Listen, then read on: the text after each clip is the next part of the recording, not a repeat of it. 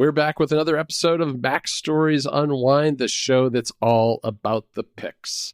I'm here, of course, with Federico Vitici. Hey, Federico. Hello, John. How are you? I'm doing really well. I have to go behind the scenes on Mac Stories Unwind for our listeners today because, we record this on Fridays typically, at least we have historically. And Friday's also the day that we do the newsletter for Club Mac Stories. And I always have a little section in there that gives members of our club, which you can learn more about at plus.club, gives them a little preview of what's coming in the next Mac Stories Unwind later in the day.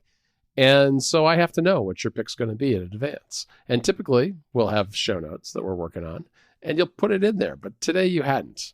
And so I texted you. I said, hey, what's in there? I gotta work on the newsletter. Mm-hmm. And you said to me, I can't put it in there. I have a big surprise for you, which is becoming a theme of this show. And I guess it's really a theme of your life, Federico. I would say you're very much into the surprises. And I do enjoy a good surprise myself. And I actually have one for you that I've been holding out for a while on, but I'm not going to reveal mine today. But you... Interesting. Yeah, I do. I have one because I don't want to give you any hints. Let's talk about your surprise because I'm going to let you go first. Give me your pick, Federico. What do you got for your big surprise? Interesting. So I've been keeping this from you for the past 6 months. Oh my gosh. From March. Wow. Yeah. I'm trying to up my surprise game. You are. That feels like an eternity ago. I was living in Chicago, wasn't even thinking about selling my house. You hadn't. Yeah, this is before I bought a house. Yeah, it was myself. Before. Oh, okay. What feels like a lifetime ago, and I realized a couple of weeks ago I was like, yeah, but now maybe it's the time to do it and to finally tell them. So 6 months ago, after getting a desktop gaming PC, I also got a Windows laptop, a gaming laptop. Oh, wow. Wow. Yeah. That was the last big surprise on this show was your gaming PC, I guess, right? That was and I wanted to have a proper follow-up. So yeah, that also happened 6 months ago. I got a 16-inch Lenovo Legion 7. Okay. And this is a beast of a computer. Yeah, I don't know gaming laptops at all, so you're going to have to tell me what the deal is with this. This is a big, beautiful, chunky beast with RGB lights. Oh my gosh. You're an RGB person now. Just Google, right. Let me see. If I Google Legion 7i, Lenovo Legion 7, will it show you a picture of the RGB lights? Well, it kind of... you can look it up. Lenovo Legion 7. I just did. Big, chunky computer for gamers. Okay? So this is an incredible machine. Let me give you some specs, John. It says here on the website, Federico, that it's calibrated to deliver devastation. Yes, it delivers that. It really does. So the Lenovo Legion 7. So I was doing a lot of research just because twice a week I'm in Viterbo. I'm not in Rome, and I wanted to make sure that because I've been getting, as I mentioned, really into PC gaming lately. It's one of those things. So once you go PC for games and have a certain degree of performance and quality, it's hard to go back. Right? Yeah, I can imagine. And I wanted to have the flexibility also, to have a PC in multiple rooms. Because going, into this, new life with a new home and everything, I knew that in the future I was gonna put my desktop tower, the Corsair one with the 3080 Ti graphics card, I was gonna put that in the living room. Because I was already planning on getting a modern 120 hertz TV. But I also figured still, I kind of want to have a PC in my office space as well. And I realized it's probably the best option for me is to have a gaming laptop. And so I did a ton of research and I ended up with the Legion 7. Now the Legion 7 is impressive. It's got a GeForce 3080. So not the 3080 Ti, it's a laptop version of a 3080. Mm-hmm. Now, laptop versions of these graphics cards are obviously not as powerful as the desktop version, just because first of all, they are physically smaller, right? They gotta fit in a laptop. Even though this is a pretty chunky and heavy laptop, this is still the notebook version of a 3080. Yeah, there's all the power considerations and heat and all those other things. Yes, and I get to that in a moment. I can imagine. I'm looking at this, and it has this weird hinge where the back part sticks out a little bit. Yes. What's that all about? That's where all the ports are, and RGB lights, it looks like. And RGB lights, and also you can fold this display to be flat down on a table. It can be folded all the way down to have it open like a notebook. Or really, I never do that, but it's an option. And the other part about this display, about this computer, obviously, like tons of RAM. I believe I got the 32 gigabit version. 1 terabyte built-in storage, all SSD, of course, but it's the display. So it's not an OLED display, but it's a 16-inch IPS 165 hertz display. Oh, wow. It is a thing of beauty. I can imagine. It's an incredible display. To have that kind of refresh rate right in front of you on a portable computer, it feels incredible. So, it's got G-Sync, it's got Dolby Vision, it's anti-glare, it's IPS. The design of this thing is just so un-Apple. I'm looking at the keyboard, and the inverted T arrow keys actually drop down from where the row that has the space bar, so that they're just kind of sitting there by themselves, which is really strange. And the trackpad is off to the left. They're easier to get. Well, you gotta understand it's made for gaming. Yeah. So if you're playing a game with a trackpad on the left and your right hand on the arrow keys, then it's ideal for that, right? Yeah, I guess so. What do you do if you're left-handed? I guess the arrows. Well, I don't use keyboard controls for gaming. I still use a controller via USB. Okay. This computer which is what I really wanted to talk to you about this when we were talking about my future setup. This computer has a Thunderbolt. Oh, so, yes. Now I understand even better what you're looking at in terms of a display. I see what's going on here. Yes. So this computer has Thunderbolt. Which is very unusual in the PC world. Very, very unusual and very, very precious to have. I'm really happy that it has it. But, of course, this is not it's a laptop, which means you can carry it with you, but it's not a portable computer. And even if you play games, I would advise against playing Elden Ring, which I did. I played many, many hours of Elden Ring on this computer. All right. But I would advise against playing with this computer on your lap. Because this is the thing about these gaming laptops, and especially these high-end gaming laptops. It cooks your thighs. They get hot. I got one of those laptop razors thing, like the bottom part of it is like a pillow that you place on your lap, and the top part is like it's flat and made of plastic, so you can place your laptop on it, and you can place it on your lap, but you still can guarantee some airflow on the computer, because that's the other problem. If you place it on your lap and you're playing in bed, then maybe the sheets, they're gonna cover the vents, and you're gonna cause issues for the airflow and the intake of the from the sides and from the bottom. So that's you're not supposed to do that. So even though this is a laptop, I mostly play with it at my desk, right? Even if it's a laptop.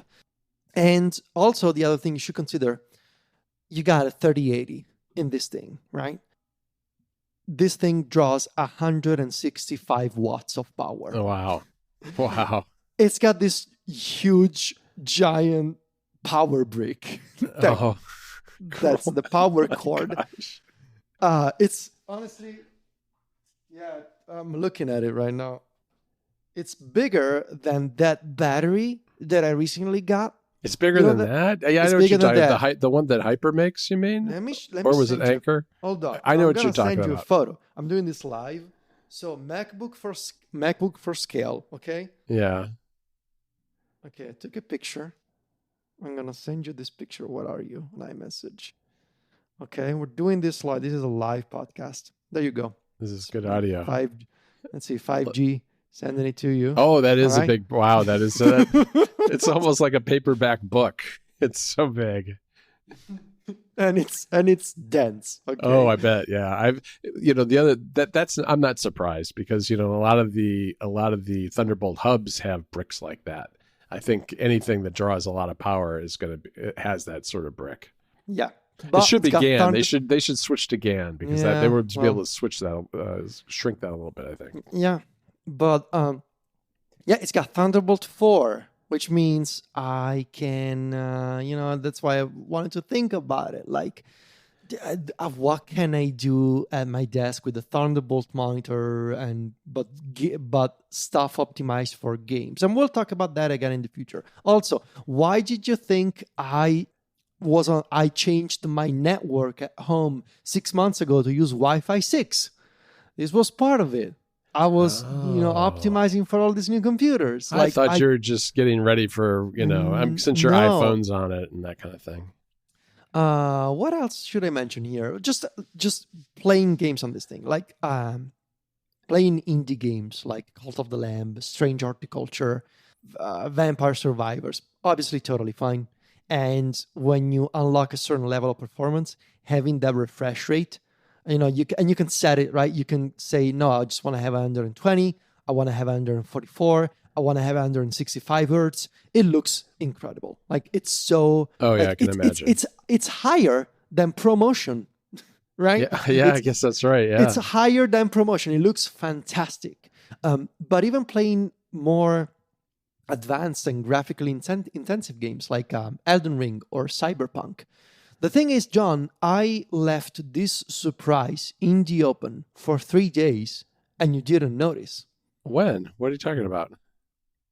2 days ago, I tweeted screenshots of Cyberpunk. And I tweeted... Oh, I saw those tweets. Yeah, I saw finally them. started... Well, you should have been paying attention because I said, finally started Cyberpunk game on PC. With the 3080, I can get a stable 40 FPS with ultra presets and ray tracing set to low. Can't wait to try tonight. I'm reading my own tweet. Yeah. This is a podcast. Can't wait to try tonight with my desktop 3080 Ti. Oh, I didn't read it that carefully. It was right under your nose. It really was. September 22nd. Wow. All right. I have a couple questions for you about this. First of all, I can imagine that the performance on this thing has got to be fantastic, and playing any of those games is going to be really nice. I do want to ask you about how you use it. Are you taking this back and forth with you from Rome to Viterbo? In a bag. Okay. A big chunky bag. Yes. I know the bag that you normally carry. Does it fit in there? No, not in that one. Okay. I got a new Nintendo backpack. It looks like an NES controller. Oh, neat. All right. That's cool. All right. That makes sense. So are you playing in the car? No, I haven't tried that. Well, no, I did try. No, I did. I played an hour of Elden Ring a couple of months ago in the car. Yes, I did that. Because people should know for context that Federico spends a lot of time in his car waiting while Sylvia's teaching a class a lot of times, right? And so you work a lot on your iPad and other things in the car, but this is a step up in size from an iPad. Next level. Yes. All right. So you're taking it back and forth, which I assume that means you're also not just in the car, but you're using it in Viterbo when you're in the house in Viterbo. And so that's another reason to have it. That makes a lot of sense to me. How about around your apartment? So is it mostly at the desk then, or are you at the desk? Yeah. Okay. You're not like sitting on the couch one day and in bed another time. Well, I don't have a couch yet. So that's true. I forgot you. One day we'll see. One day we'll see about that. Yeah. I'm just curious because I've been thinking about this kind of stuff too, and about portability, especially since I've been using the Steam Deck and Switch and other things. Boy, it's nice to have portability, but to have portability and power, that's next level. Like you said, I mean, it really is nice to have that kind of performance in a package that, while big and chunky and heavy, you can move from room to room in your house or from one location to another like you're doing.